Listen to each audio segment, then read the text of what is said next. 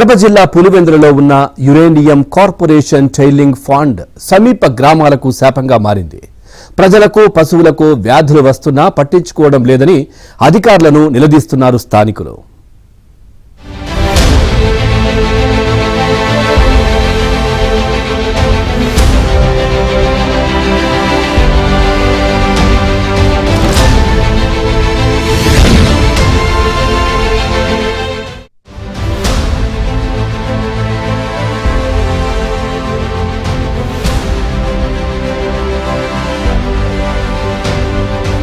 అది వైఎస్ రాజశేఖర రెడ్డి ప్రభుత్వ హయాం. సొంత నియోజకవర్గమైన పులివెందులలో యురేనియం కార్పొరేషన్ ను ఏర్పాటు చేసుకున్నారు.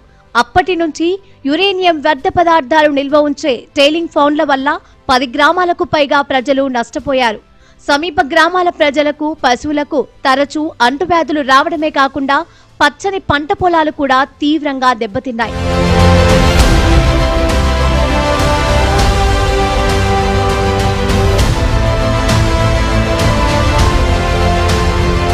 కేంద్ర రాష్ట్ర ప్రభుత్వాలు యురేనియం అధికారులు వారి సమస్యలు పరిష్కరించకపోవడంతో ఏళ్ల తరబడి వివాదం నడుస్తోంది. ఆ తర్వాత విడతల వారీగా బాధిత రైతుల భూములకు పరిహారం ఇస్తూ వచ్చారు. అయితే ఇప్పుడు మరోసారి టైలింగ్ ఫౌండ్ ఎత్తుతో పాటు విస్తరించేందుకు, ఇందుకోసం పనులను ప్రారంభించేందుకు యురేనియం అధికారులు సిద్ధమయ్యారు. ఈ మేరకు టైలింగ్ ఫౌండ్ విస్తరణ కోసం 32 లక్షలతో యూసీఐఎల్ టెండర్లు పిలిచి ప్రైవేటు వ్యక్తులకు పనులు అప్పగించింది. ఈ పనులు సజావుగా సాగేందుకు అధికార బలాన్ని వినియోగించుకోనున్నట్లు తెలుస్తోంది.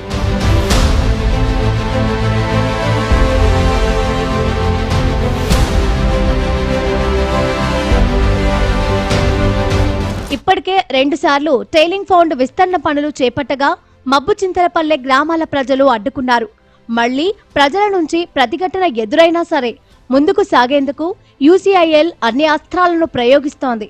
యురేనియం ప్రాజెక్టుకు సంబంధించి టైలింగ్ ఫౌండ్ విస్తరణ పనులు చేయాలంటే సమీప గ్రామాల బాధితులకు శాశ్వత పరిష్కారం చూపాకే విస్తరణ పనులు చేపట్టాలని, లేదంటే పనులను అడ్డుకుంటామని అక్కడి గ్రామాల ప్రజలు హెచ్చరిస్తున్నారు. వాళ్ళు మాకు గత 8 సంవత్సరాలుగా మాకు న్యాయం చేయకోకుండా రోగాలు రావడము, ఆ పౌడర్ అంతా మీద పడడము, చర్మ వ్యాధులు రావడము, గర్భకోశ వ్యాధులు రావడము అట్లా జరుగుతుంది. వాళ్ళు ఎన్నిసార్లు చెప్పినా కూడా పట్టించుకోకుండా ఇట్లనే చేస్తా ఉన్నారు.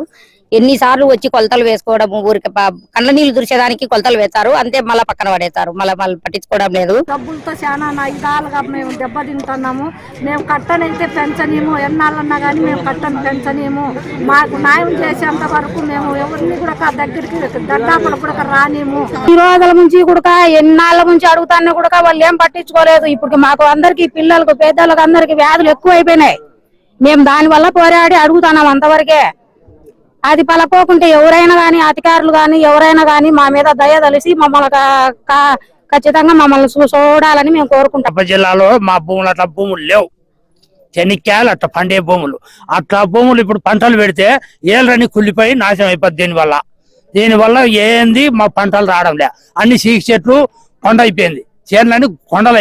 దీంతో టైలింగ్ ఫౌండ్ పనులకు సంబంధించి బాధిత గ్రామాల ప్రజలు యురేనియం అధికారుల మధ్య వివాదం కొనసాగుతోంది.